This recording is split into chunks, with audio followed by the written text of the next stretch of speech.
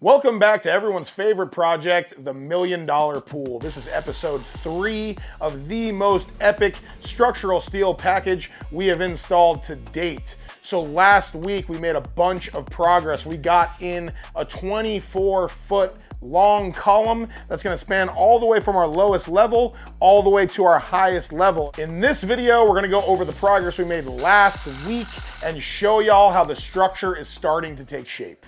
Now, if you remember where we left off in last week's episode, we were taking down the existing steel structure around the existing garage area. We've gotten the portion above that was supporting the windows. Now we have a large beam that was spanning the opening of the existing garage. The guys had to get in there, cut a bunch of the framing around this beam area, and then use the torch to cut the beam off the columns. They bring in the forklift to support the load of this big beam, and they safely lower it down. We have to remove all of this because we are expanding the whole opening. Now we're gonna do a massive 3-car opening. This is just unique in the fact that we have to take out a bunch of this steel before we can get in the new steel. All right, let's move on over to addition number 1, that again is gonna make up a downstairs game room, a secondary master suite with our new master above.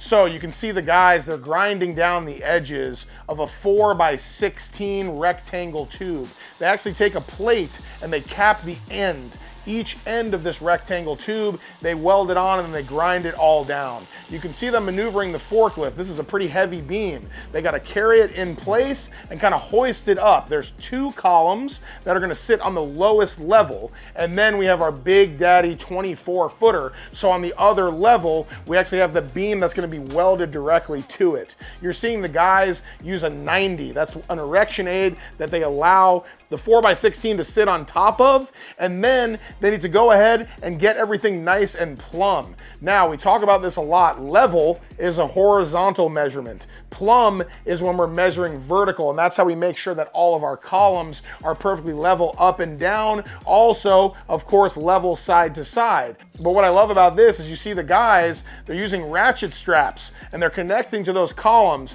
and as they're leveling, they can ratchet it ever so slightly to just cock those into place to make sure that everything's plumb.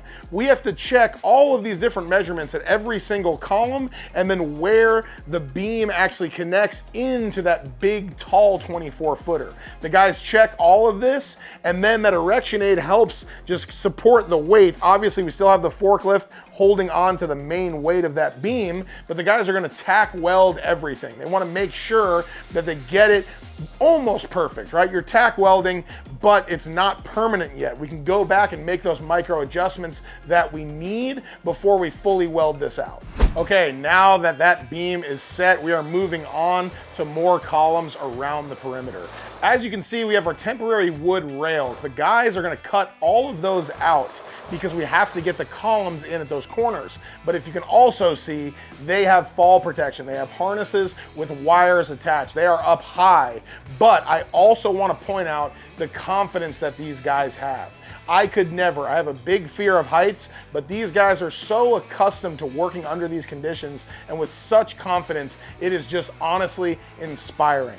The guys nail it, and you can see them start getting those columns in. We have to get all of these columns because we are setting up for, again, another window wall that is going to be on the side facing the pool.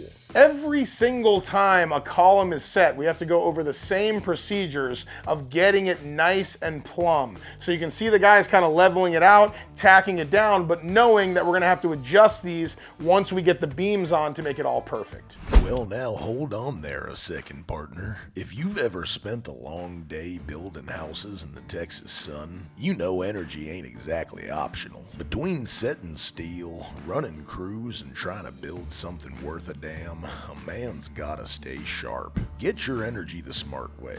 Ann's Energy Pouches. Each one's got 50 milligrams of caffeine, just enough to keep the wheels a-turning. They've got no artificial sweeteners, no nicotine, because this ain't that kind of rodeo. Instead, they're packed with nootropics like L-theanine, L-tyrosine, and alpha-GPC, manufactured in the good old US of A. So whether you're building a $1 million pool, framing up a custom home, or just trying to survive another Monday morning job site meeting, grab yourself some ENS energy pouches. And when you check out, use promo code JGB for 15% off your order at enspouches.com. Yeehaw. All right, now our 3 columns are set. It is time to get a massive steel I-beam on top of these columns. This beam itself is nearly 30 feet long. So why this project is so tricky?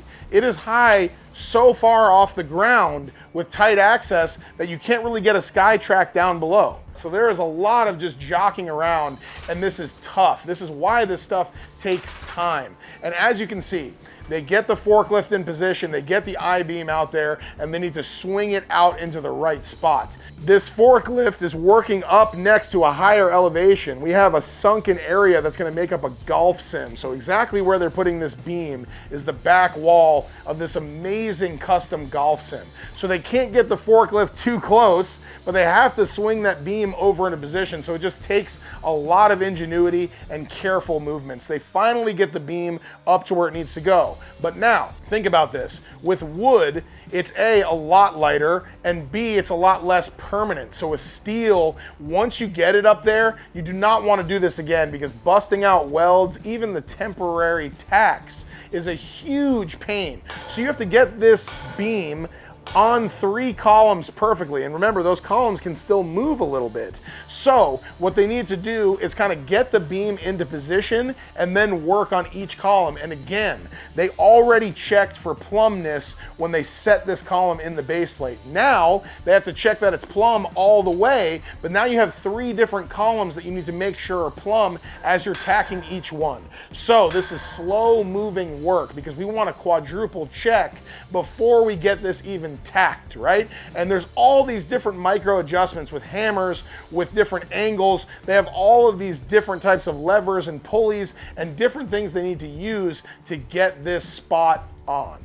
What you're seeing here, the guys are rigging up a jig that is an attachment that they're gonna put onto the forklift to work with the assembly that we need over at the Supercar garage. So what they're doing is they're making a hoist. This almost looks like we're playing hangman. It's a long column with a neck, and then a hook hangs off of it. And what that hook actually is, it's a winch, so they can lower and raise the different beams when they need to do it, and that's operated by a remote. I just want to point out how ingenious these guys are, and they're using the tools that they have to make the best of the day, and that's exactly what they're doing here. Now, we are moving on to the Supercar garage. Why this is a Supercar garage is the big existing 3-car is kind of for larger cars. It would normally be for like SUVs and things of that nature. Our client is a car freak, so we're putting 3 lifts in the main garage, so it's gonna have 6 cars, but the Supercar garage is for the most expensive hypercars that he has. It's gonna be room for 2 of them with a glass door. So the one that's facing the street, you're not gonna be able to see through, but this one's on the side. So it's kind of like once you're already invited into the property, you walk up, you see this amazing glass door with those sexy cars just displayed. This is gonna be a lot more ornate than the regular car garage. It is going to be super, hence the name. Let me preface that this one beam here at the Supercar garage is one of the most complicated beam installations that is on this particular project. There's so many different connection details just on this I-beam alone. So look at all the prep that they need to do on this I-beam. So first off, we have to get in the columns. And what's tricky about this is getting in the columns right up next to this concrete wall. That wall is making up the area that is actually underground of the Supercar garage, so they can't work on the side of it as they're getting everything up. But look closely, they're taking that I-beam. On one side, there's 2 L angles, and those are perforated for bolts later. They're putting those 2 L angles like this. It's kind of like a butterfly's wings at the end of that I-beam. That is gonna connect this beam that is gonna make up the front edge. That's gonna go in later. But looking toward the back, there's 1 column sitting right at the edge. So this column is gonna support all the weight of that beam cantilevering over 12 feet.